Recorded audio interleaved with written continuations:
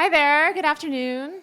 Greetings and welcome. I'm Julia Bryan-Wilson. I am professor of modern and contemporary art at UC Berkeley. I'm also the director of the Arts Research Center, which is an interdisciplinary think tank for the arts here at UC Berkeley. And before I introduce our speakers tonight, I want to acknowledge that we are on the unceded territory of the Ohlone peoples and to pay respectful homage to this land as their ancestral home.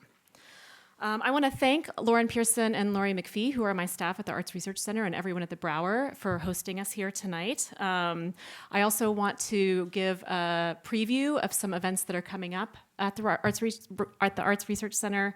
The first is on December 3rd. There's a screening for Day Without Art that includes a bunch of commissioned videos from the organization Visual Aids, and we're doing that in partnership with California Colleges of the Arts, and that will be at Knoll Hall at the Oakland CCA campus. That's free and open to the public. Did I say that was on December 3rd? I'm not sure I did. I also want to say that next semester, we have a really exciting slate of activities that includes curator Horace Ballard talking about his groundbreaking show on queer selfies, event about trans art with Tourmaline, Eric Stanley, and Chris Vargas, an event with the activist artist from Standing Rock, Chinupa Hanska Luger, and an event with the poet, National Poet Laureate Joy Harjo. So we have a really exciting spring lined up. So just keep checking our website for updates and dates about that. I also want to mention that we've just begun a new initiative called Poetry in the Senses with the Engaging the Census Foundation. And all of next year, that is to say the calendar year of 2020, we will be hosting a fellows group that includes 2 graduate students, 2 faculty members, 2 undergraduates, and also 2 community members who are interested in poetry in the broadest possible sense. There is a stipend, there's course release for the faculty, there will be programming around this. There is a theme year. The theme for 2020, appropriately enough, is emergency. So, and then the theme in 2021 will be translation. So if you're interested in this, please pick up one of these cards. It tells you a little bit more about applying, and the application process is very simple, and the applications are due on November 15th. So I really hope you pick these up, and especially for an undergrad, I think it's a really exciting moment to try to create a totally different kind of learning experience in collaboration with graduate students and faculty, as well as community poets. So please do apply to Poetry in the Senses. So I'm super honored to have with us tonight Mark Godfrey, and in conversation with Kenyatta A. Hinkle, and I will do very brief introductions and then I will hand it totally over to them. Mark Godfrey is Senior Curator of International Art at Tate Modern, London, where he co-curated the exhibition Soul of a Nation, Art in the Age of Black Power with Zoe Whitley, who is a Senior Curator at the Hayward Gallery. At Tate, he has curated and co-curated retrospectives of Roni Horn, Francis Alys, Gerhard Richter, Sigmar Polke, Franz West, and Olafur Eliasson, and is currently at work on a forthcoming Philip Guston exhibition. Great news, Philip Guston, so amazing. Outside Tate, he has curated shows by R.H. Quaytman, David Hammons, Christopher Williams, and is currently at work on a project with Laura Owens. His books include Abstraction and the Holocaust, published by Yale in 2007, and he was the winner of the Absolut Prize for Art Criticism, and I remember very well, in fact, the last time I saw you was in Stockholm to celebrate that award. Kenyatta A.C. Hinkle is an interdisciplinary visual artist, writer, and performer, and an assistant professor of painting here at UC Berkeley's Department of Art Practice. Her practice fluctuates between collaborations and participatory projects with alternative gallery spaces within various communities to projects that are intimate and based upon her private experiences in relationship to historical events and contexts. Her artwork and experimental writing has been exhibited and performed at the Studio Museum in Harlem, Project Row Houses in Houston, the Hammer Museum, the Museum of African Diaspora in San Francisco, and the Made in LA 2020 Biennial, among many other venues. She is also the recipient of several awards, including a Fulbright and most recently, a 2019 SICA Award. So please join me in welcoming Mark and Kenyatta.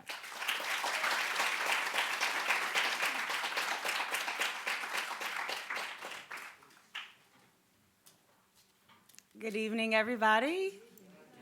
Thank you so much for coming. I wanted to start out tonight to just say the names of artists who were featured in Soul of a Nation and who have recently transitioned to be in the land of the ancestors. And I was thinking of doing a kind of call and response so we can elevate their names. Are you all down? Yeah, okay. So when I say their names, you say them back so we can elevate. We ready? Ed Clark. Ed Clark. Jack Whitten. Jack Whitten. Barbara Jones Hogu. Barbara Jones Hogu. Daniel LaRue Johnson. Daniel LaRue Johnson. Barclay Hendricks. Barclay Hendricks. Joe Overstreet. Joe Overstreet. Al Finar. Al Finar. Thank you. That's beautiful. There were also various other artists that passed away or transitioned during the before the show started and afterwards, but I wanted to give homage to this ancestral lineage of artists. So thank you for doing that with me. And now Mark is going to come up.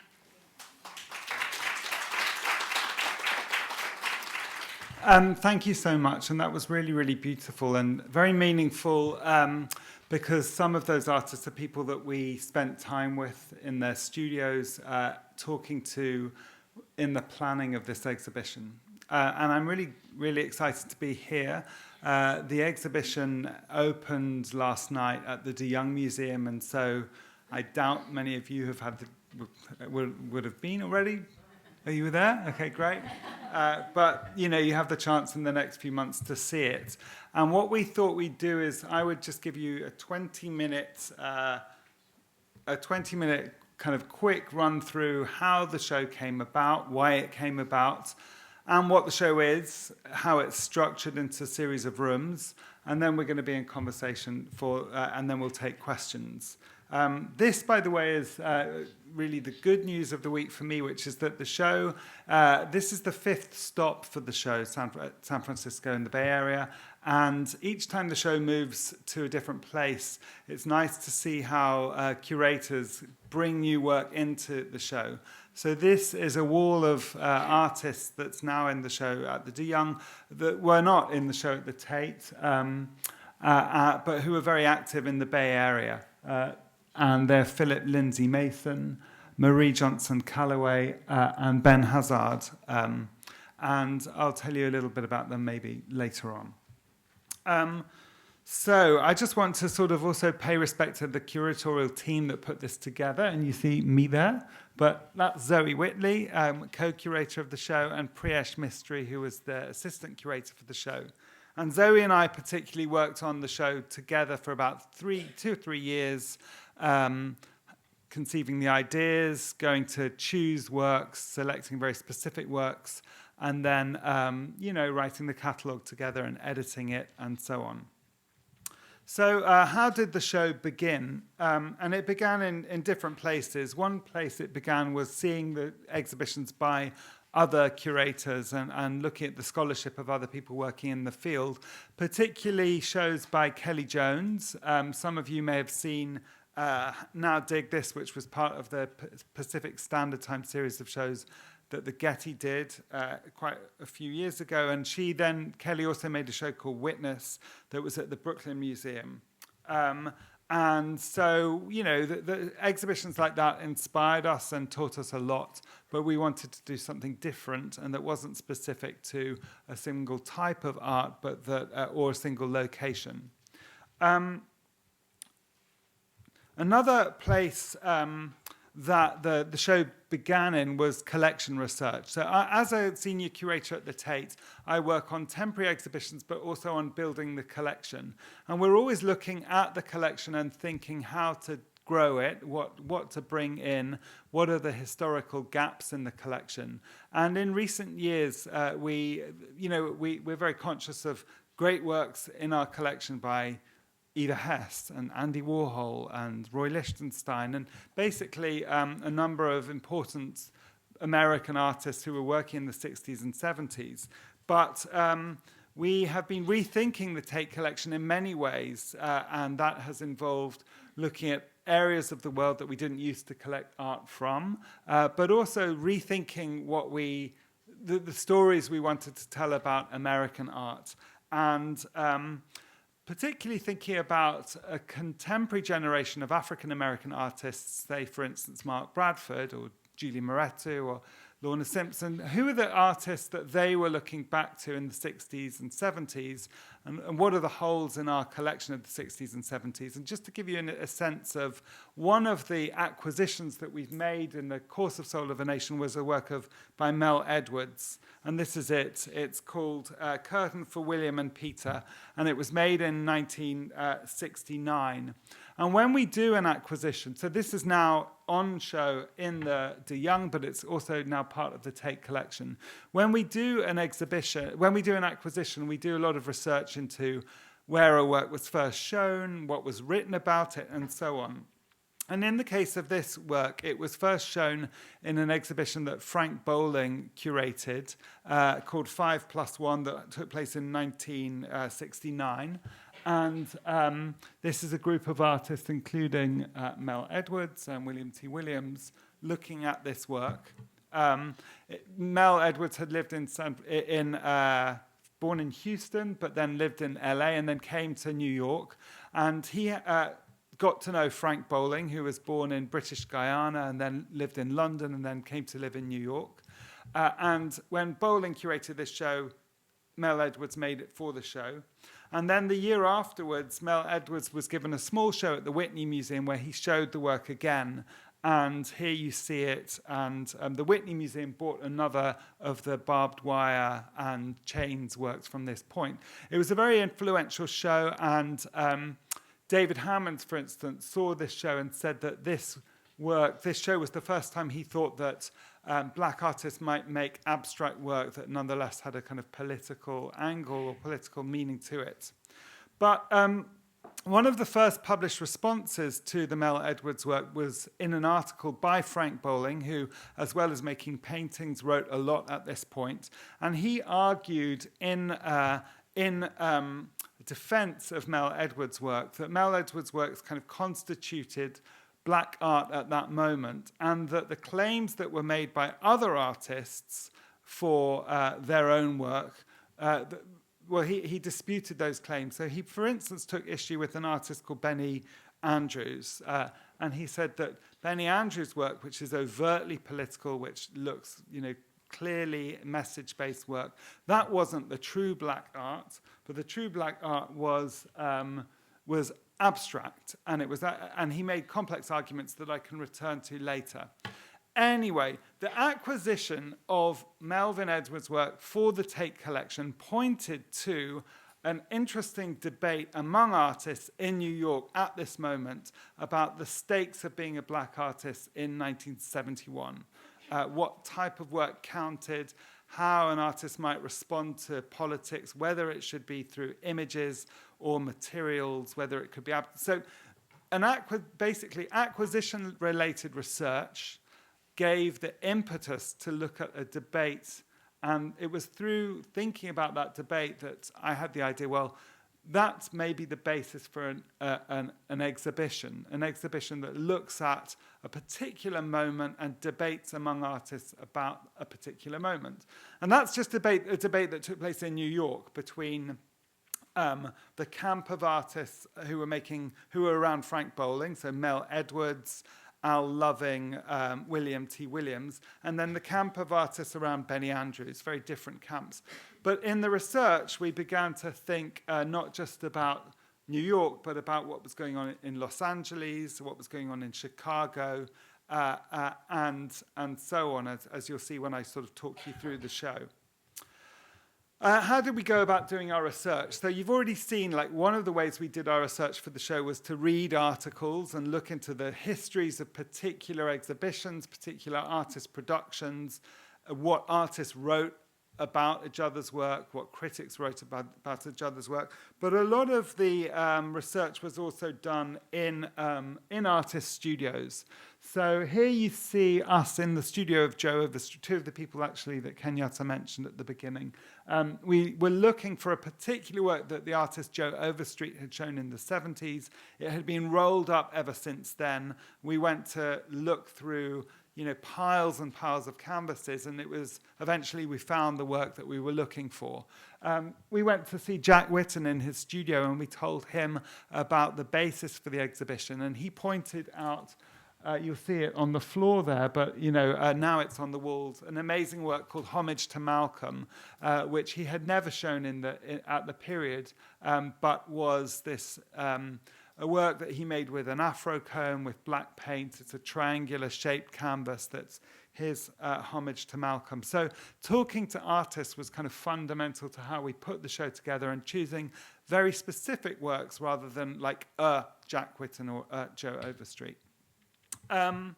So what was the curatorial logic in relation to other shows? So the exhibition spans a period from 1963 to 1983. 63 because that's the beginning of the Spiral Group, which in this period is the first sort of self-organized group of a group of artists who met in New York, put on an exhibition, and asked themselves the question in the publication, what in the terms of the time they used the phrase like what is the role of the Negro artist at this moment, and is there a Negro art?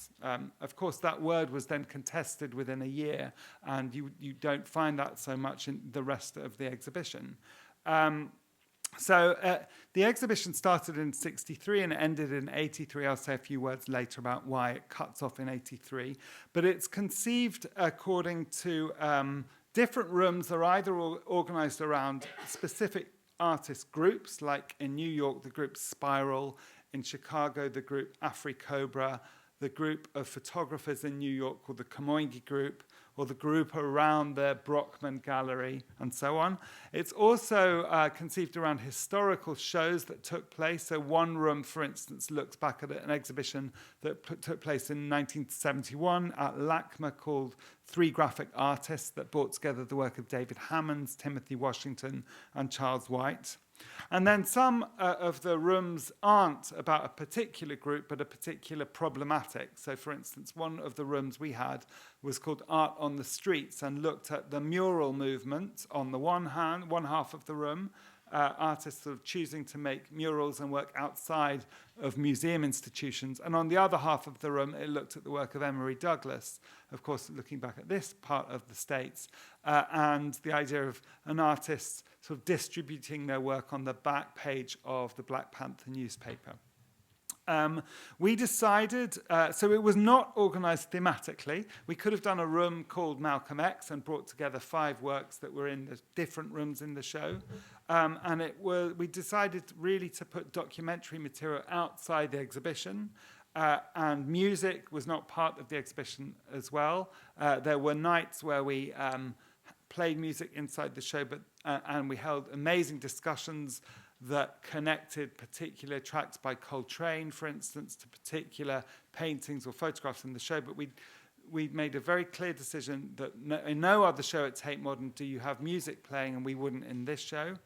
And the real emphasis curatorially was on, making a very beautiful show. So sort of sight lines, generous spacing, and so on and so forth. So just to walk you through the show, and I've about 10 more minutes before we start. So the first room was about Spiral. We concentrated at the Tate on 3 of the 15 artists in the Spiral group, and we concentrated on Reginald Gammon, and Norman Lewis and Romaire Bearden. And what was key, even from the very beginning, is that, even within this group who made one show together and who asked themselves the question, like, what is the role of an artist at this moment, each of the 15 produced a different type of art. In one case, collage, in one case, abstraction, in another case, image-based painting. So right from the beginning, we were looking at the idea that there is no single black aesthetic, even though the question of what a black aesthetic was sort of addressed to each of these artists, or that they addressed it themselves, but there was never any one single answer. As I said just before, the next room looked at art on the streets, and as you can see here, it was a room that was quite narrow. On one side, we had a lot of material relating to to Emery Douglas, and on the other side, lots of work relating to murals. The first major mural of this period being the Wall of Respect that happened in the south side of Chicago. And here are some of the images of the Emery Douglas material. And that's images of, we had a slideshow as well at the end of that room, which looked at murals that took place around the States after the Wall of Respect. And I can talk about any of these works in more detail later. Then we came into a room that was, again, it was called Figuring Black Power, and looked at the birth of the idea of Black Power, and it included the work of Elizabeth Catlett and Faith Ringgold. Now this painting hangs alongside Les Demoiselles d'Avignon at MoMA. And there was also really important work by Dana Chandler, and a work that was kind of a commemoration of the murder of the Black Panther leader Fred Hampton, who was shot by police in Chicago through a door, and Dana Chandler later kind of made a door and turned it into an artwork. And we left a space on the wall there for a work that we couldn't find. It was by Philip Lindsay Mason. We'd seen it in lots of publications. It was called The Death Makers, and it was based on a photograph of the death of Malcolm X. And we looked everywhere for it. And one day we suddenly thought that, you know, the fact that we couldn't find it was interesting in and of itself, and spoke about the period and what it was like for particularly figurative artists making political work who didn't necessarily have the resources to store or archive their work. And so the lack of, our inability to find it should be part of the story we wanted to tell. And so we had a hole in the wall with a cabinet underneath, which sort of looked at what it looked like. The next room looked at Los Angeles and a very particular type of aesthetic around assemblage. It brought together works by Betty Starr, Noah Purifoy, John Outerbridge, and Mel Edwards. The Purifoy was very connected to the Watts Rebellion. He went out onto the streets, got the sort of detritus and burnt fragments, and made art with them. The Betty Starr works in that room include a work which is from this, which is in the museum here, The Liberation of Aunt Jemima, a key work, and we're really grateful. I'm sure there are people here associated with the museum, so we're grateful to you for lending this work and continuing to lend the work. And you can't see it very well here. Sorry for that. And in the next room, we turned the focus to Chicago and looked at the collective Afri Cobra. These were artists who had been involved in painting the mural, The Wall of Respect. And there were 10 artists that got together and sort of created their own aesthetic. And they were looking at Africa, and we can talk later about what Africa meant to them and what Africa they were looking at. And these are paintings based on images of the Black Panthers or Malcolm X.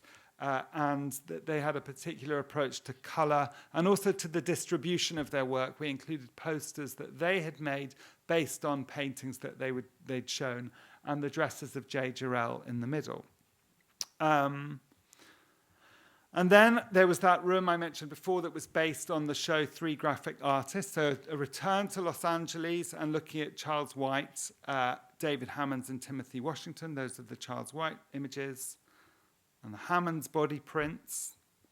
And then the first of two rooms looking at abstraction, so bringing together the group around that I mentioned at the beginning, so Frank Bowling, William T. Williams, there was a work by Daniel LaRue Johnson, Virginia Jaramillo, that's the green painting, Sam Gilliam, Ed Clark, and that's the Jack Whitten painting, Homage to Malcolm, that I mentioned, the black triangle there.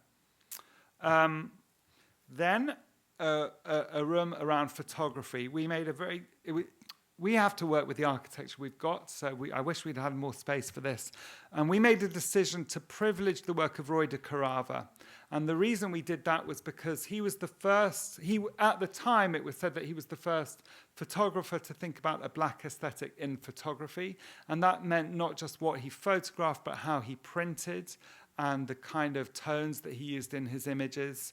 And we divided a selection of Roy de Crava's work into groups of images associated with politics, with abstraction, with jazz, with architecture, and with family, which I may have skipped over, and couples.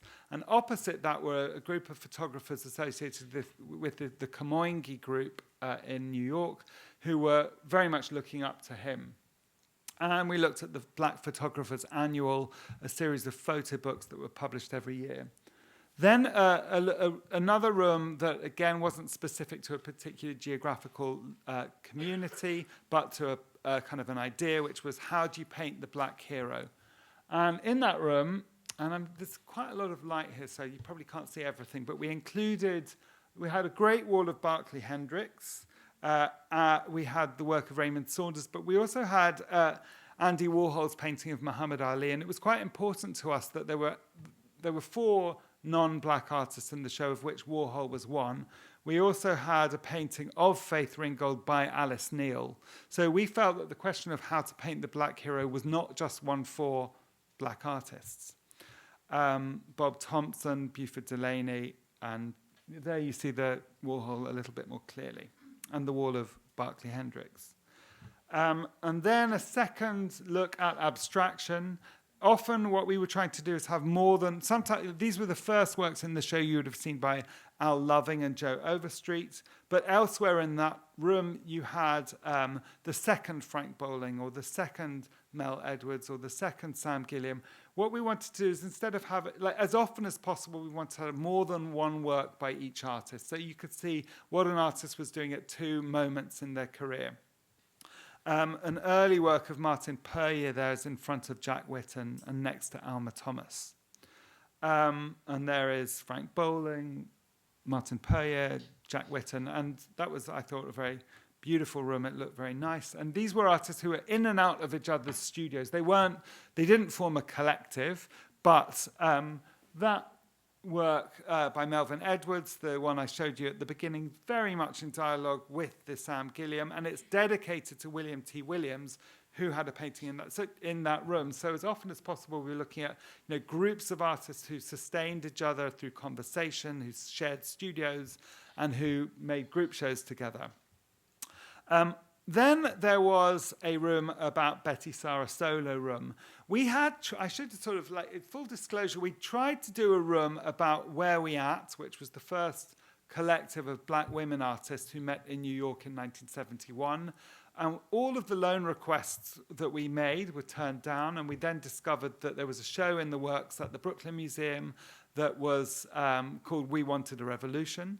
And a lot of the work that would have been in our Where We At gallery was in this show that Rujiko Hockley and Catherine Morris made. So we had another idea, which was to do a focused room, the only room in the show that was a solo room, on Betty Sarr, but to look at a different moment of Betty Sarr's output than the one I mentioned before, which is where she was using sort of racist objects and recasting them in the liberation of Aunt Jemima. So this installation is based on an installation that Betty Sarr did in 1973, and it comes from a moment in her work where she thinks a lot about mysticism, which I'd love to talk to Kenyatta about, and she travels a lot, begins to use objects that come from her travels in Haiti and Nigeria and other places. Now, one of the things that you see in this work was the beginning of Betty Sarr using human hair in her work, and she did that after visiting a museum in Chicago with David Hammons. And this work sort of this room led into the last room of the show, which was about the Just Above Midtown Gallery in New York. And in that room, you had some of the works that Hammons made, which also incorporated human hair. Now, the Just Above Midtown Gallery in New York was set up by a curator called Linda Good Bryant, and she had been working at the Metropolitan Museum and the Studio Museum, and had got to know the work of a couple of artists working in LA, Hammons and Sengun Ngudi, and really wanted to be able to show them in New York. So she decided to set up her own private gallery. But for the period of time that she ran that gallery, it became an amazing artist space where there was performance, painting, photography, dance, and so on. And we dedicated a whole room to this gallery program. She did a show with Howardini Pindell. She did many shows with Senga Ngudi. She showed the work of Lorraine O'Grady. And that was a wall that we were very proud of, that includes the only work that survives from that time by David Hammons using brown paper bags and black hair. And it's sort of in dialogue with Jackson Pollock and with Marcel Duchamp, but also with everyday black culture. And that was opposite Art Is, which is a series of photographs recording a performance by Lorraine O'Grady, which closed the exhibition. That was the exhibition ended in 1983 because that was the date of this work. And she, to make this work, she looked at the Harlem African American Parade and got people to hold up gold frames and to take photographs of the people on the streets. And that was the end of the exhibition. That you can see that the exhibition sort of was structured around communities of artists or problems that artists were asking. And I think,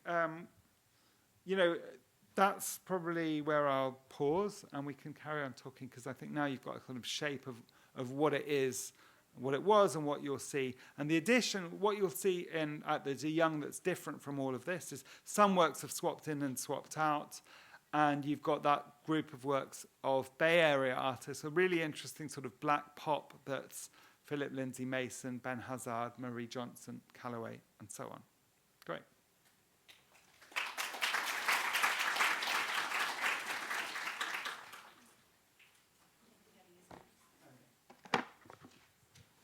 Thank you so much for that. Can you hear me? Yeah. Okay.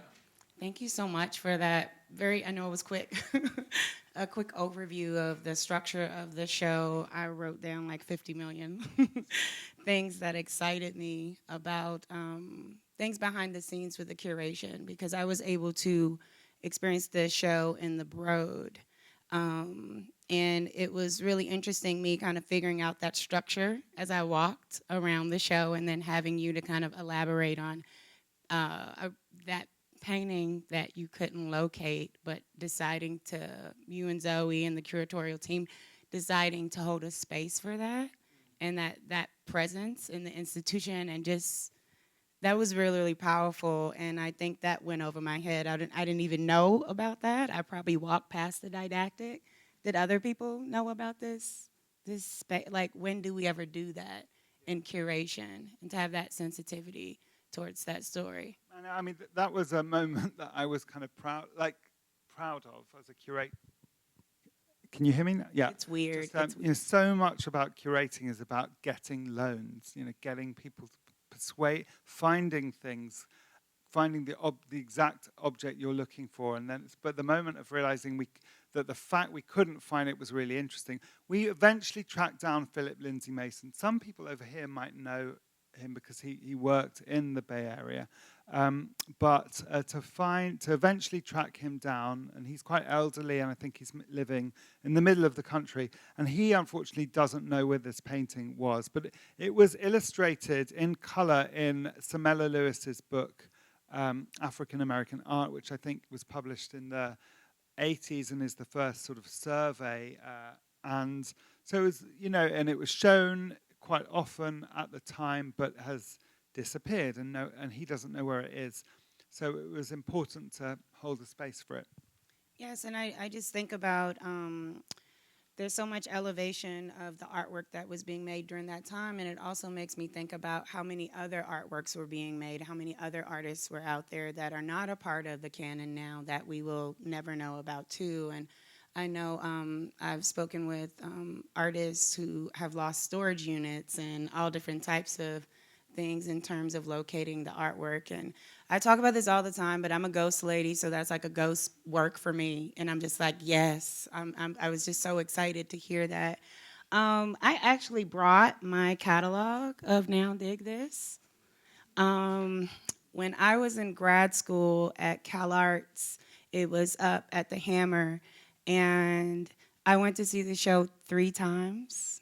I have a minimum of 3 times to see a show that I really like, that I'm like obsessed with, because it's such a big deal to bring all the works together. Like you said, getting the loans and some works having to be swapped out. So I really wanted to witness it in person. And I was a poor grad student, and I bought the catalog. It was $60. That was a lot of money for me at the time, because I was like, what, for a book? And then I went to a Black Portraitures conference in Johannesburg in South Africa, and I met Dr. Kelly Jones. And so I had this like huge fangirl moment. I was like, oh my God, oh my God, oh my God. You're Dr. Kelly Jones. I love you. Oh my goodness. And I told her that I went to see the show 3 times, and she said, and I said, you know, I was poor and I got the catalog. And she said, well, I'm glad you did, because now it's worth $300. Don't that steal my catalog? And I was like, what?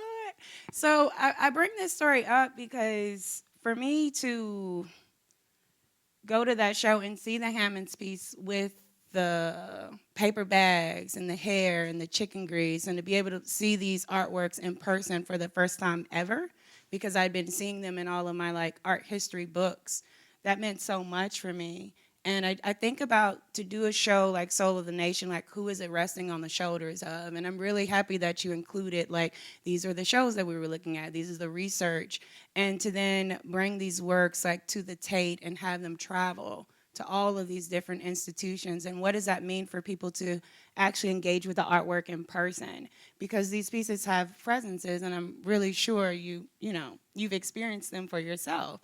I mean, even coming into artist studio and saying, I don't know if this happens to you all, but if curators, or you have a studio visit, they come in and they say, let me see that. And you're like, don't worry about that.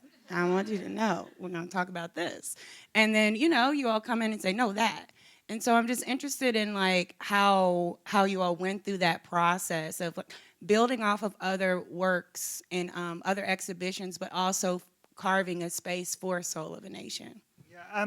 Well, a show like this one, Now Dig This, there have been a lot of shows which looked at a particular city or a particular group, but which looked at the work all through the angle of politics. The other show that Kelly did was called Witness, and that included a lot of documentary material, and you were very aware of the news as you walked through that. And we felt we wanted this show to concentrate on aesthetic debates, to have history there but in the background, and to be more expansive than looking at one single city.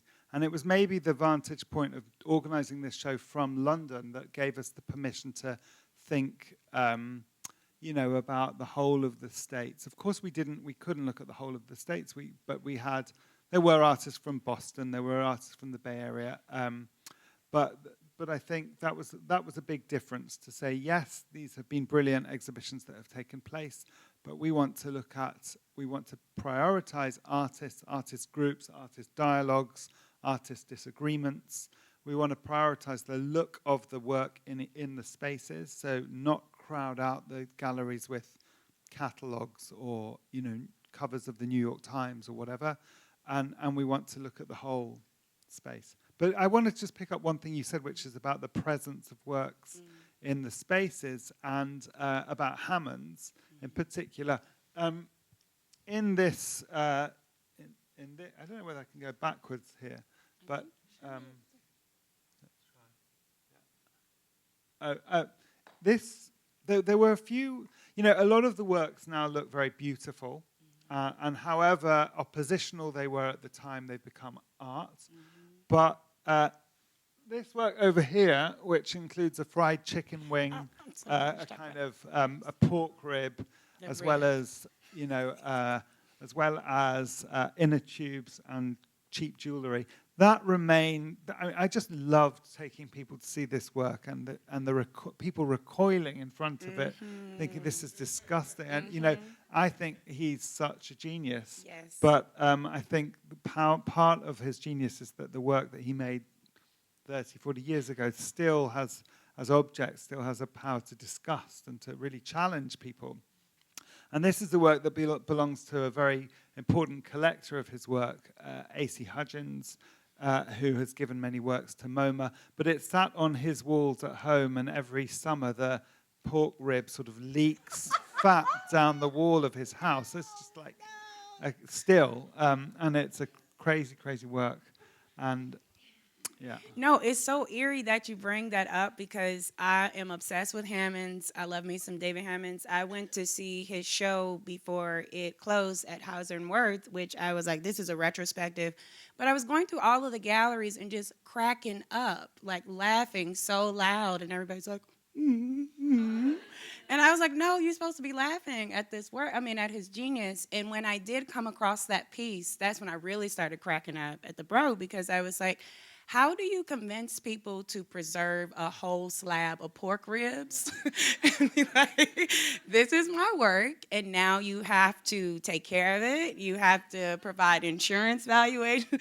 You know, you have conservators having meetings about how to make sure the grease doesn't get on the walls. And I mean, that is brilliant within itself. Like these aspects of Black, African American culture, like, what does it mean to preserve these aspects and have them enter into the white cube and have just as validation as what Rauschenberg was doing? And how do you preserve all of these different elements?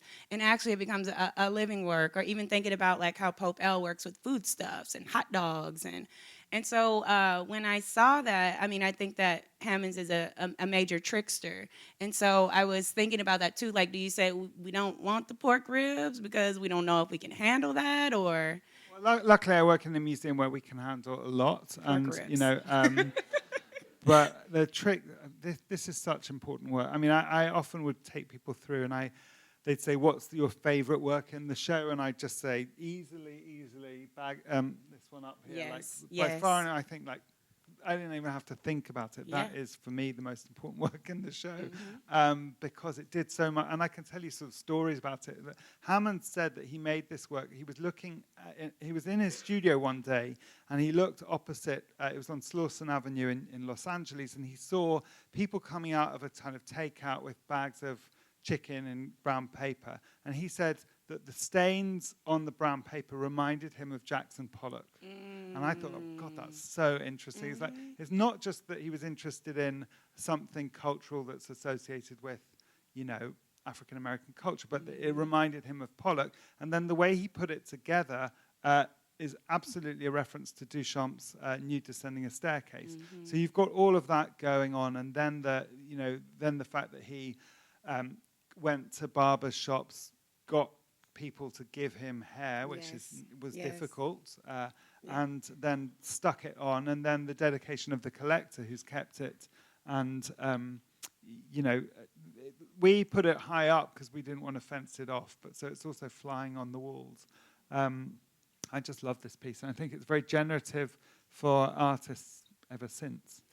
And I think you bring up a good topic that I wanted to kind of talk about, this idea that work doesn't necessarily have to be relegated as, oh, you're an African-American artist, you're a Black artist, so the work has to be about this. Like the fact that artworks can be in conversation within and outside of the cultural community. Or what I love about Hammons as a trickster figure, it's about both, because that grease on the chicken, you know, if it's showing through in the paper bags, that's how you know it's good.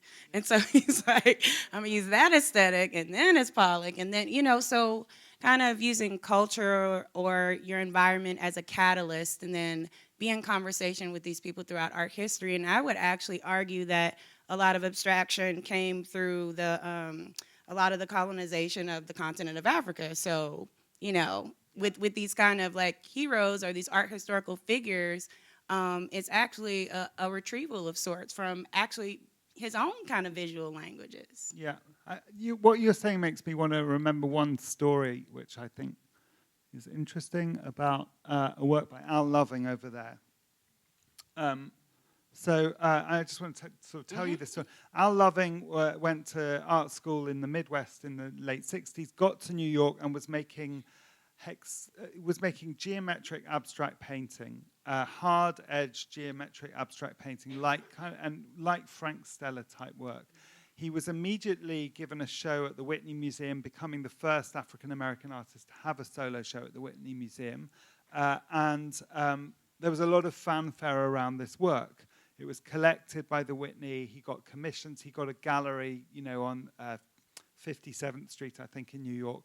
But he was criticized a lot within the black community by various black critics who were saying this is not the type of work that this is selling out. It's sort of like embracing the values of the white institution, the market, and so on. And he had a kind of mini crisis in 1971 at the same time as, all these things that were going well for him. And he started cutting up his paintings and made this work and a series of these works, which are sort of collage paintings. And of course, he was looking at African traditions, and he was also looking at quilting, and he was also looking at Romer Bearden, who just had a retrospective that year at MoMA. So I always found this in my essay in the catalogue, I start with this work because it's such an interesting thing that at the point that he was criticized for making abstract work, he didn't then go and make image-based work, which was what the people who criticized him expected him to do. He made a different type of abstraction that he felt was more in connection with, what it meant to be a black artist at that time. I think about this constantly, like the Gee's Bend quilt makers who were making these quilts that look just like color field paintings, and this different relationship to material, to abstraction, and like where does that really come from, and who are you, quote unquote, trying to be like, and like what. I just think it's about these dynamics of who's written into the canon and who's left out of the canon.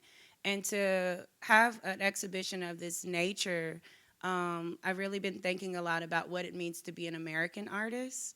I remember when I have a Wikipedia now, and I was like, what? And they put that I was American. I was like, what? And like thinking about that, or even like traveling to Ethiopia and people saying, in your country, what do you do? I was like, what do you mean? What country? And they're like, you're American. But this whole idea to make a show about American art, that you're not just like regulated as like, this is black art, but even stemming from African traditions, like this is abstraction and geometry. This isn't necessarily modernist art of me trying to be like anybody else, but myself, or these, we were talking about like my mother doing all of these hairstyles from Nigeria, but she had never been before. But she was just, I brought home this book of J.D. Ojikiere's photography that he did, and she knew how to do all of the hairstyles, but had never been. So like, what does it mean to pick up these art forms and then have them attributed to another aspect of the canon that you're trying to like necessarily imitate? Like, I think about that and that critique, and also studying with Charles Gaines, who was making work during this time, but he was criticized in the same ways. Like, you're not, you're making work about trees. Like, we're trying to have a revolution here. Like, what are you doing? But that form of abstraction, which I loved about Now Dig This, he was actually included in that show, with other artists who were in opposition to a lot of those forms of abstraction. And I love what how you all talked about you talked about this curatorial premise of you're also interested in the disagreements between the artists about this aesthetic. Yeah. And I want you to speak more to that, because I think that that's a powerful aspect of curation, that not all African-American artists or American artists, agree about the aesthetics. Yeah, I mean, that was brought out in wall texts a lot, but, let's say Emory Douglas's position on what a black artist had to do in 1971 had absolutely, at least in terms of the reading that I did, had no space for the work of Al Loving, even when Al Loving made work like this. There were, in the essays, not so much, but in the essays, if you read the essays in the catalogue, you get a sense of those debates. Really strong language that was being used, one artist calling another artist an Uncle Tom, or, selling out, and so on.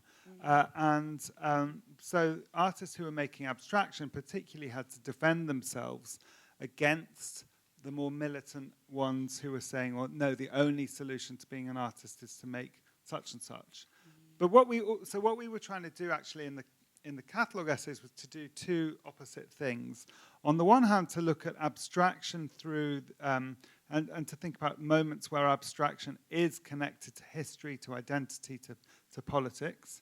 So, for instance, this Al Loving, or, you know, the Hammons that I mentioned, or, for instance, the Melvin Edwards work with chains and barbed wire, where obviously you can see that these aren't just formalist works.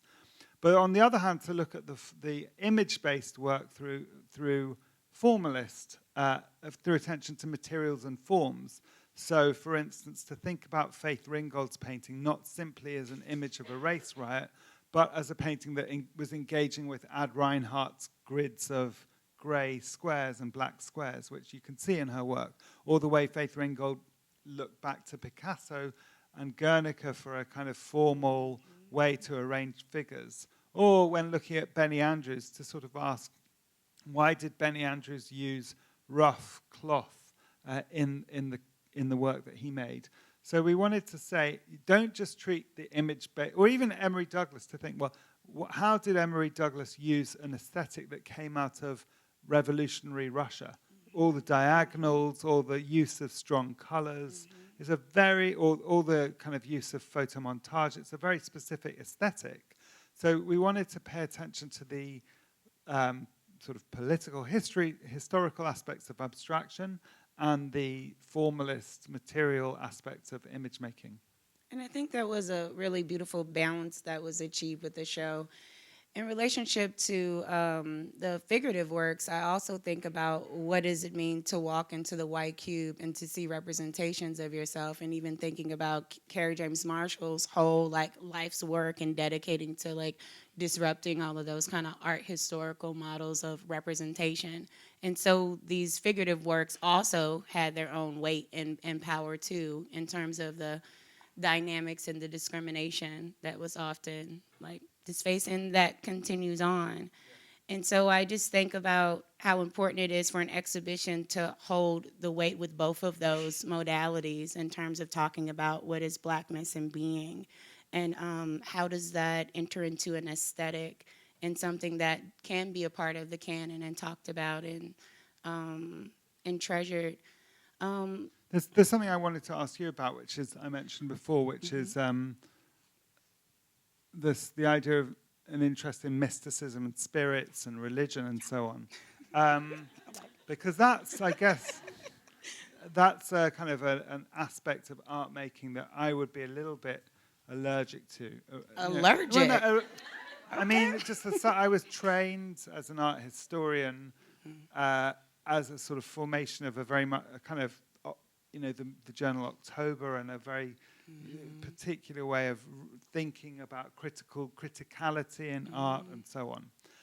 So I could understand, for instance, a work like Betty Saar's The Liberation of Aunt Jemima, right, where she goes to flea markets and she takes, Aunt Jemima notepads, and she arms Aunt Jemima with a rifle, and, she sort of takes racist memorabilia and turns it into really powerful small kind of object.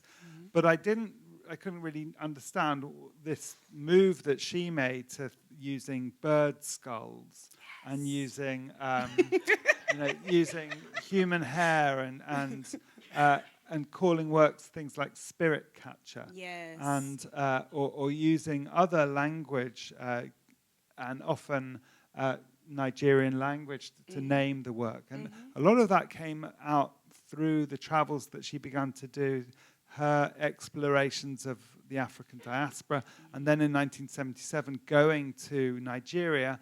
She'd actually done this body of work before she first went to Africa, but changed some of the work actually after going to Nigeria and attending Festac.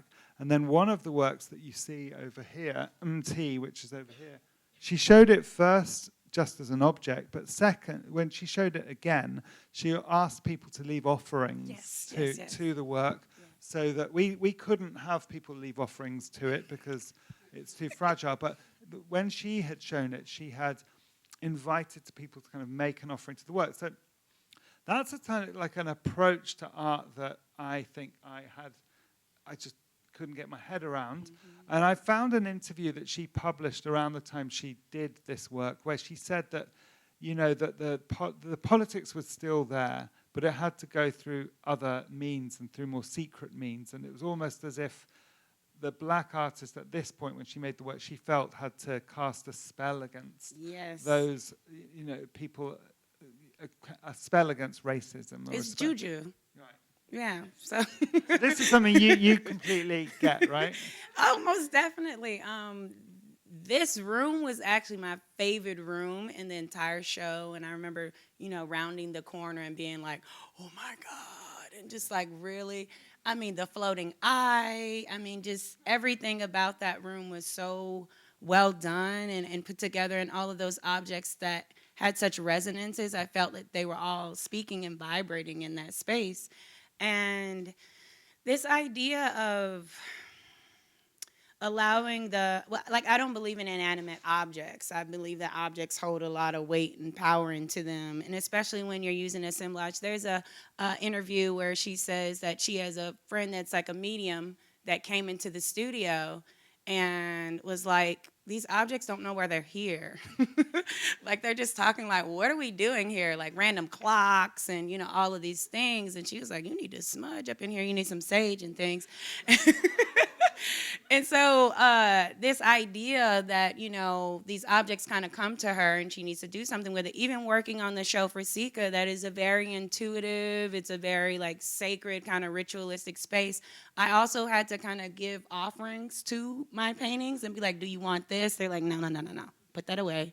And then, really trying to figure out what the work wants. But I think it's interesting because within museums, there's this history of this collection of fetish objects and objects that are used for purposes to look but don't touch, but that's not what their nature of them is. And so what happens when they're put behind glass cases and they're not able to disrupt that context?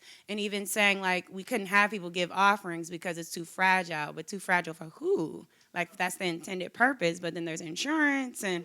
You immediately get into very practical, unfortunately boring issues about looking after objects, which we actually acquired this for the Tate collection, but at the time we borrowed it, we were borrowing it from Betty, and we couldn't risk people if that's the object and you leave something next to it like that, it's fine. But if you're a kid and you leave something and you knock it over, this is a very, very fragile thing that we couldn't return to her broken. And so, unfortunately, the activation of this object, which she had done in the past, we couldn't do within the space. No, and I definitely understand that. I've always approached museums everybody's different, because I've had objects where I wanted to put them on display, take them off the display, and play them, and put them back on display. And the hammer was like, hell no, we can't do that. And then with Moad, I wanted to do this whole performance with this double noose, and I showed up with the extra rope, and they said, well, we thought you were going to take it off the wall. And I was like, really? You were going to let me do that? And they said, well, it's your work. And so I understand all of these different resonances, but this idea of allowing a sacred space for objects to be held, for me, I feel like it's a disruption of the white cube. It's a disruption of and that is a revolutionary act within itself. Yeah, completely agree, because, if you came into this work, the Soul of a Nation, and you were thinking, well, what's the revolutionary work here? It's easy to say, the Faith Ringgold, or the Emery Douglas. But this kind of work, there is that too as well. And partly it's because just what disruption this made to a conventional idea of a white cube space. And also there's the history of syncretism. This idea of a dominant religion kind of being placed onto people and them having to figure out how to still practice their indigenous beliefs, but underground, right? And so, Betty knows all about that. And so for her to say that these objects are kind of casting a spell, I think about that in relationship to the canon and to the institution and all of those things. How do you still talk about these cultural resonances in spaces in which people, like you say, are allergic to it too? How does this, and not to make fun of you, but you know what I mean? But how do I still imbue these objects with what I know and I don't know, but I know, I know? I didn't mean to do the last, I'm still jet lagged, so you're going to have to say I didn't mean to do the last, but there's something to that. I mean, there's even certain pieces that I don't necessarily want to go to certain people, and I look at the piece and I say, what do you want? And they're like, send me. And I'm like, okay, you're gonna go. And then I started realizing that the work within itself is juju, like the work is medicine. It has a power within itself. Like after it's created, it goes out into the world. But when the institution owns it, then it becomes something different, and it gets kind of muddled into, paintings or different things that are meant to be seen but not touched. And so what does that mean for an institution to take those on and allow that space? And that's why I actually think the objects told you to put them all in one room and not mix them with others. That's my ghost lady stuff, but it be happening, and that makes sense for them all to have that space to themselves, because then the gallery becomes an altar. It becomes an altar within itself. And when you step into that room, you have to have a certain reverence. Like it changes you. Yeah, totally. Yeah, no, I mean, I love the idea that, as I said, this was the only room that we weren't planning from the beginning, but it was an amazing thing to have that room. So that was just, yeah. Now you're creeped out. Huh? But the question of, we also wanted to talk a little bit about how artists looked at, what Africa meant to these artists. Yes. And there's no one answer. There were 64 artists in the show, and each one probably had a different idea of Africa. And in some cases, with the Afri-Cobra artists, it had to do with going and spending time with students who were studying in the University of Chicago who had come from recently independent African states. So it was that encounter that led artists like Wadsworth Jarrell and Jay Jarrell, Jeff Donaldson, to take on particular ideas of color in their work and a particular type of aesthetic that they developed.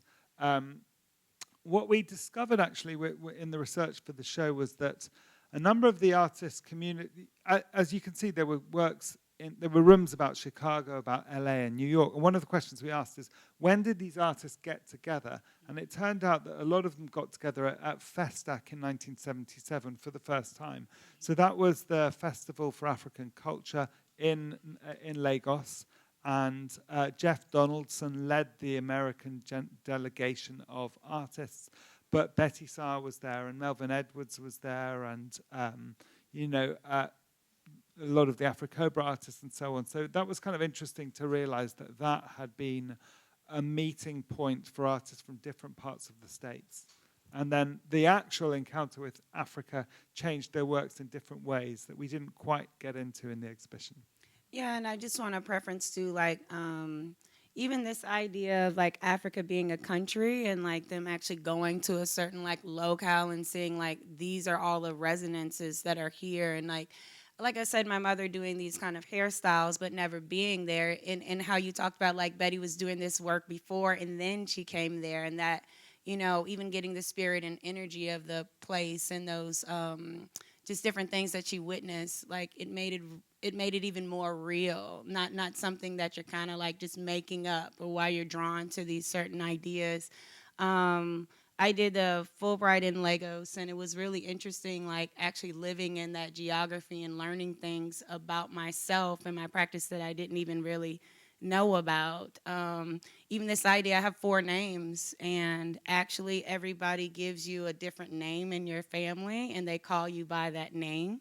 And I didn't know that. My mother just liked for us to have a lot of names.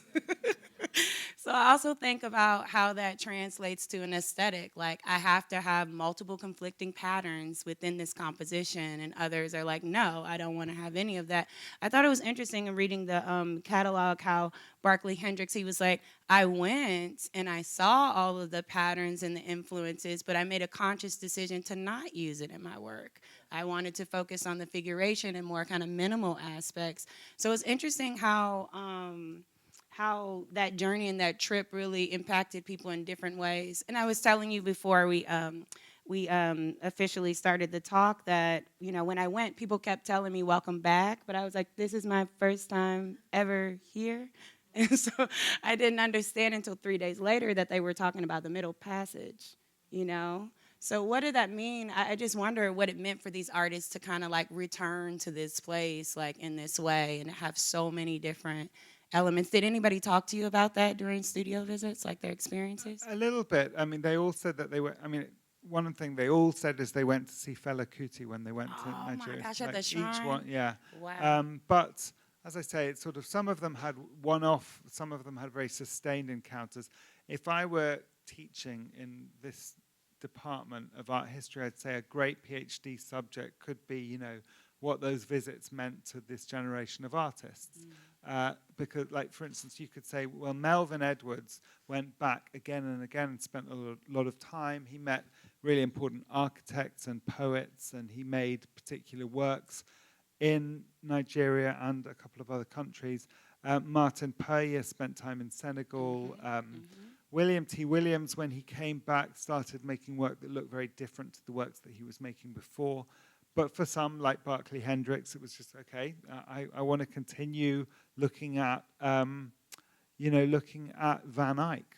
You know, that for Barclay Hendricks, I think his main reference points were Western modes of figurative painting and the precision that you get in Dutch early Renaissance portraiture.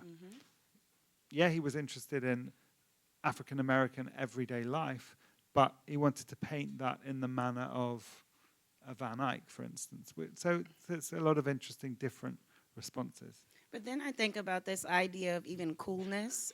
Also in relationship to Betty Starr, I mean, thinking about Flash of the Spirit by Robert Ferris Thomas, how he breaks down a lot of these kind of spiritual connections, like through the artwork and through these different aesthetics. But I mean, Berkeley was very interested in this concept of coolness, which also takes precedent in a lot of Nigerian culture and sculpture and artwork too. So I think there's still like all of those resonances there. And I'm just interested in like what people take to associate as like this is African art or Black art and what people kind of like want to leave, to the wayside. I know we can. We could take. I was just about to say that. See? Because we could talk forever, and it's really boring if you're just watching people talk, we're not boring, but you know what I mean. So, yeah, we can open it up for questions. Chest chat. Yeah, and we're going to wait for microphones, I think.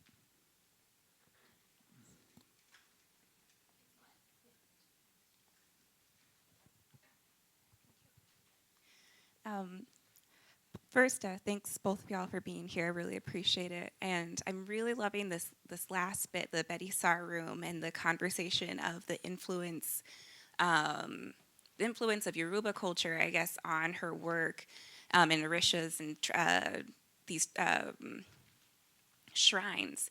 But also your reaction to the shrines. It's interesting. I wonder what it would have been like to put her room first, to explain the African worldview in a way that's so alien to Western world that it had to be stomped out, especially in conversation with the Afro Cobra room, which in many ways just aestheticizes these stories, like there's like the Shango portrait, but that's not how an African would have expressed their culture as through aesthetics. It would have been through shrines as opposed to that. So I wonder, I don't know, I guess, what are your thoughts on that? But there's also figuration within a lot of those expressions too, like in Benin, like sculpture, like there was no photography, so we're going to do a bronze relief of somebody, showing up to court looking fly. You know what I mean? So there's still that there too. I just wanted to add that in, but I totally agree. I guess, sorry. I mean, I understand that one of the reasons that we didn't do that is we would really like being historical. So we were kind of asking the question, like, Betty Starr made this move in her work at a particular date. And why is it that she made it? Why wasn't she making this work in the late 60s? Why was she only making this work, after she'd made the liberation of Aunt Jemima? So what is it about historical shifts? How many years after the beginnings of Black Power do you begin to get a strong interest in Yoruban culture or shrines and so on. So I'd say that we were also, trying to attend to the historical specificity of certain kind of attachments or interests in the spirits or in different religious traditions. Do you see what I mean? Yeah, definitely. And I guess just to clarify, I guess for the Afro-Cobra room, I'm interested in the way that the capitalist worldview kind of affects their aestheticization of Yoruba culture in particular, which I didn't say. But then Betty Starr comes from it from much more of a spiritual way, which in many ways she was always doing with her work. But this is my jam, so I will let someone else talk. I don't know, like even Aunt Jemima picking up a shotgun and thinking about Ogun and like, I mean, it's all there. Even Shango, like justice, like we need justice. So no, thank you for that. Hi, thanks for the conversation. It's really fun. I'm struck by the fact that this exhibit was put together by the Tate and comes back to the United States, validated by the Tate as globally significant, even though in the United States it might not have been seen that way before. Can you speak a little bit about global circulation and also about the fact that when we travel to Africa, we have to go through Heathrow because that's how you have to go, and just about the complexity of the circulations that we're looking at here. Yeah, I mean that I can speak about it in a practical way, and then maybe afterwards in a more theoretical way. And I'm not sure I'm not answer quite what you mean, but a lot of people have asked, how come this exhibition originated at the Tate?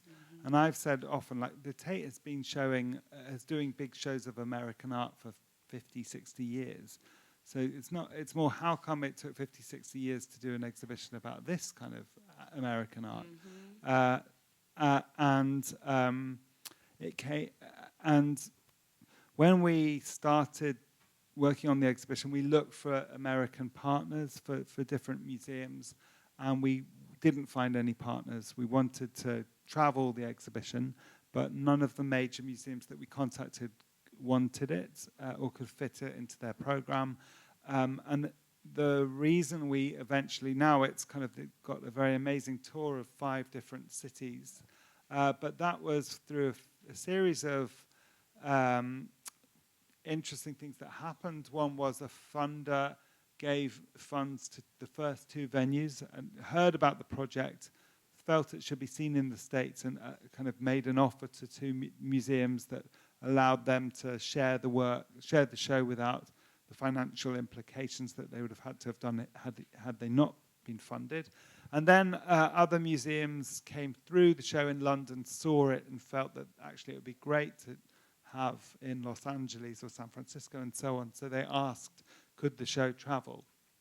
I mean, I would say that I've got so many colleagues in different museums across the United States who are also really interested in all of the artists that we showed, and I wouldn't make a claim that we're breaking new ground here. It was during the same years as we were doing the research for Soul of a Nation, MoMA acquired many of the artists and started putting them on show, or brought works out of the collection that hadn't been shown for several years and started showing them.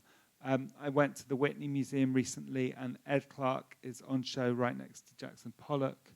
And Emma Amos was on display, and so on and so forth. So I think our show took place at a time when a number of museums were rethinking this historical period. And I think it just speaks to a shift overall of like what the general public also wants to see and what we don't want to continue to see too in relationship to exhibitions. I don't know, I just think about that a lot. This is a great discussion. Thank you so much. I'm an artist here in the area as well, and I think this show is really powerful in the idea of really an open spectrum of ideas of blackness and abstraction, and not having to over-essentialize or fix one notion. And so I really want to applaud the show on that. And I think the Starr room, to me, is fascinating, but also does have an essentialism to it in the fact that it could just as well be Renaissance icons, and the fact that the objects themselves have the glass vitrines and they're in the roomness of it at all. It still suggests like these traces of historical markers and boundedness. So for me, like looking at the Hammons and seeing kind of the open-endedness of is the place where that flush of like kind of a boundless or freedom comes from, as opposed to seeing things that are fixed in a room. So I think that the idea that the show has this duality and allows for questions as opposed to statements is really exciting. And I'm wondering, in your curation now, do you find that you reference this show in terms of thinking about a more open-ended way of placing artworks, thinking about artist practice, and also in your own practice, how does this show maybe inspire some of your own practice? I wish I could answer that in a more interesting way, but so much of what we do as curators is bound by, like when you're working with historical material and material that you're loaning, you're borrowing from other artists or from other museums, you're so restrained in how you exhibit, and we in Britain have even more restrictions in terms of putting barriers up around works and dealing with visitor interaction and trying to prevent. So there's a lot of things that we'd like to do with living artists or living works, and old works are living still, that we can't do because of the need to protect and to maintain. And however much I would like to, you said, like, how does it transform your curatorial practice? As much as I'd like to do that, it's difficult. And right now, in a very, very different kind of mode, there's an exhibition I've curated of completely different to all of this, but which is very much about people moving through it, interacting, and so on. But every day there are issues with the wrong type of interaction, or too much things getting knocked or touched or broken, and so on. So it's difficult to really sort of take work, let's say like this, and to show it as it should originally been shown. But you're about to make it's up at SF MoMA, and what type of, I saw it yesterday, it's a beautiful installation. What kind of viewer behavior would you expect? I mean, you talked about when you made this work that the images that you were using speak to you or demand things of you as an artist, or as to how to add to them or interrupt them. But what do you expect visitors to do in that room? It's interesting because I was asked that by the curators. I didn't know what the show was necessarily going to be about. I just knew I wanted people to feel in the space.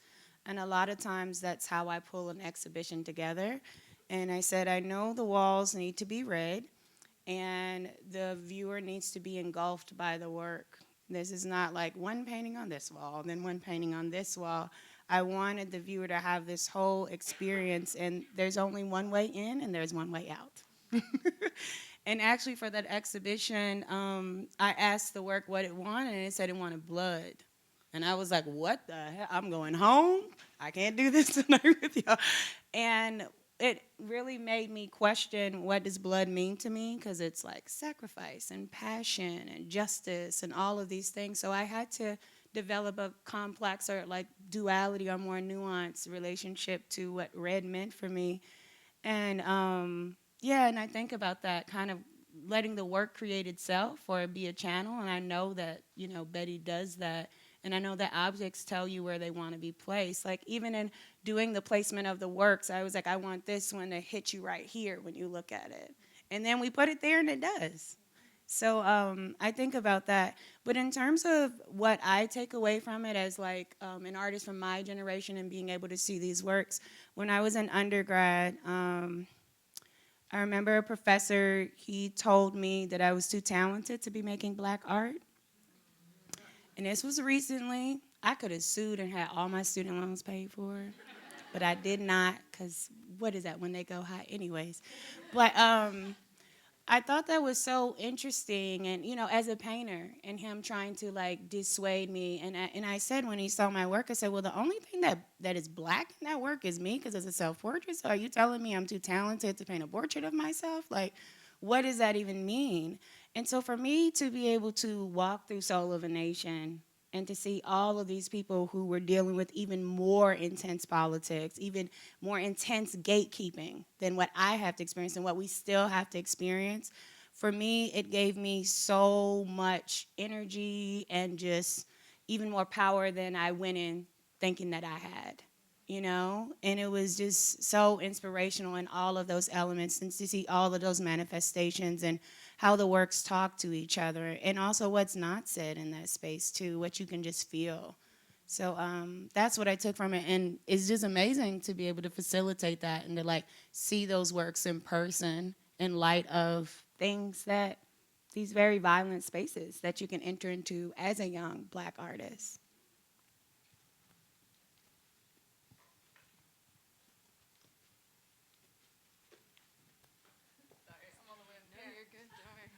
Thank you so much, and I think it's been great to hear, and I'm happy that during the Q&A we've been able to think sort of about how this might be part of a bigger turn in the art world. What's so interesting to me about Soul of a Nation is that because perhaps it's not focused on one particular city, it's been able to travel within the United States, and it's been able to travel for a fairly long period of time. So I was curious if you have any thoughts about or insights onto what the reception's been, if you've seen the reception be differently across the United States, if it's changed over time. I think of it particularly because one of my friends who's an African-American artist in the Bay was like, why is it going to Arkansas? Like, how can this work be there? So trying to think through how whether it's been different in different places and over time is my question. It went well. It went to Crystal Bridges in Arkansas because the person who owns that museum, who owns Walmart, knows the Ford Foundation and wanted it. And actually, they are curating or building a collection of American art in which African American art is at the heart of it. And so they've recently acquired amazing works by Betty Starr, which they lent to the show, Kerry James Marshall, and so on. So they were very interested in having the show. When I got to Arkansas, which I'd never been to before, this for the opening, everyone was staying in the same hotel and then walking through the square down to the museum, past the Confederate monument. And this was sort of, I was thinking, bloody, I just sort of kind of looked. And I was thinking, this is going to be interesting because I wonder in the next 3 months whether anyone in the town or is going to connect these two things as it being a bit strange. And no one did, and that was a shame. I thought that it didn't, that the show didn't raise the question about what was going on, or the presence of those sorts of statues in 100 feet away from the show. I haven't been able to really track the different responses in the different cities because of just only being here for openings, really. But I'm really interested to know more eventually from the curator, the people who looked after the show in different places. My question would be, why not Arkansas? Because there's a huge African-American presence in Little Rock and Dermont and all of these places, and being from the South, being from Kentucky, you don't question why the Confederate monuments are across the street, because they've been across the street. They've been across the street, like they've been there, right? And so I just think that's really interesting too, in places where we also assume that there isn't Blackness, where we assume that, and I'm not saying that you're saying that, but like, why Arkansas, and thinking about that, but there are certain aspects, like I like Arkansas instead of LA or New York or Miami or all of these other kind of institutional places that do get, more resources and more viewership, for these shows. I think it's interesting for it to go to somewhere like Arkansas. One other thing, so on the question of the South, a few times we were challenged in the selection of, because we've been speaking for a while, you've heard that I've been saying that there's a room on Chicago, a room on LA, and like some people said, why are there no artists from the South? And then we did a count, and a third of the artists were born in the South, but they came to northern cities to do their MFAs. And what we wanted to do in the show was only look at sort of, I can't remember the most recent term that Lynn Cook recently used, but basically artists who'd gone through an art school, credentialed, that's the one, yeah, it was a brilliant term, it was like credentialed artists. Okay? So each of the artists in the show had been through MFA programs, and deliberately wanted to position themselves in, within whatever that means. And that meant that we didn't have the works of artists who were outside of that system, untutored artists or uncredentialed artists. That makes me so. I don't like that recently term have been shown a lot of the time in exhibitions, for instance, at the Metropolitan Museum, the Souls Grown Deep Foundation, and so on. They weren't in the show. And some people find that a problematic exclusion, but we very much felt it was a focus on groups of artists who were part of a discourse and who wanted to debate the stakes of being an artist with each other through exhibition making, through art making, through writing texts. Yeah. Thank you both. Can we please view the piece, the Hammons piece with the bags again? Thank you. So my question with that is, so when I'm looking at it, I see perfect design. And as soon as you put it up with this white wall, it just reflects the design of this whole room. So I wonder, like every intro to design class, I feel like they should be touching on this piece as far as what the lesson you pull from it is before the message.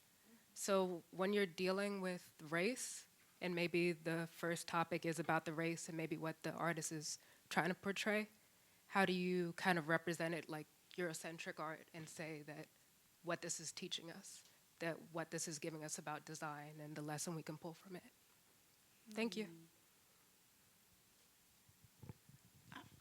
I'm not, okay, can you, Don't quite like your question, like is it a question or is it like a comment, like something that you notice in terms of? I think like in art history classes that I've taken, you'll often discuss a lot of Eurocentric art and say this is what they're teaching us and this is the design and what you can learn from it.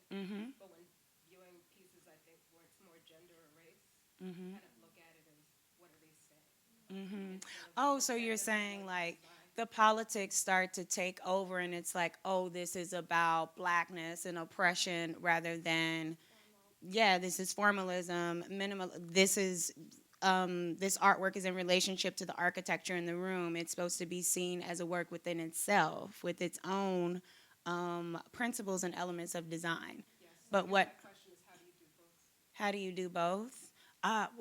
Hammons. I mean, I think he's like very successful at, being a trickster and getting people to think about that. One of his pieces is called a hair relaxer, right? And it's a chaise lounge, and then he embedded all of this like hair, like my texture, like just embedded into the crevice of the couch. And so I was cracking up, and there were three, fellow black women. We were in the gallery trying to decide if it was about the chair needing a relaxer or he's provided a space for the hair to literally relax. So you have to question your own like racial, class politics, but he's like, no, it's just hair relaxing, or is it a hair relaxer? But for me, I think like the success of Hammond's work is it made you even ask that question in the first place, And so he makes you kind of do that work instead of saying, no, this is about oppression or, chicken grease in bags. The way that he's able to take these different elements and kind of turn it, against itself through working with elements like what Duchamp is known for and all of that. But that's the thing. A lot of these artists, if we talk about they got their MFAs, they were taught the same Eurocentric canon and trying to like find themselves in that, or like how do they want to disrupt it, interrupt it, lean into it, use all of these elements. Like one time I was working on this project and it was being workshopped, and my classmates were like, we would really like you to, you know, tell this non-Western story in like a different language. And I was like gibberish? Like, what do you mean? And I said, you know, we were all taught the same heroes here. So what are you saying? And like, how do you make non-Western work when you're Western? Sorry. But you know what I mean? Like those different elements. And I think that this show is able to hold all of those pieces that ask those questions like within themselves. So for me, I think that's what the art is, for you to say, you know, why can't this just be about design? Why do we have to kind of project these kind of raced fantasies into the work when it's probably not about that, but he's using fried chicken bags and African-American hair? I think we need to wrap it up, but I want to thank Mark and Kenyatta once again and invite you all to the little reception outside where we can continue the conversation.